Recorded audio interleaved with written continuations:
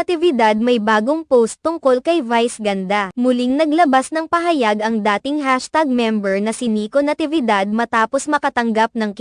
takot na pambabatikos sa social media dahil sa paakikisawsaw umano niya sa isyu sa pagitan nina Vice Ganda at sa mga guest nito sa isang segment ng It's Showtime na Especially For You na sina Axel at Christine. Matatandaan na ipinagtanggol ni Nico Natividad ang sirchi na si Axel sa pamamahiya umano ni Vice Ganda dahil wala naman umanong masama kung sakaling totoong may balak si Axel na ay beso si Christine. Iginiit din niya na mas malala pa umano roon ang ginagawa ni Vice Ganda at maging siya ay nabiktima na rin ng pamamahiya ng host kaya naman alam na niya ang pakiramdam na ipahiya ng ganoon sa harap ng maraming tao at sa telebisyon kung saan mapapanood sa buong mundo. Kamakailan lamang ay naglabas muli ng pahayag si Nico Natividad kung saan iginiit niyang hindi siya nakisa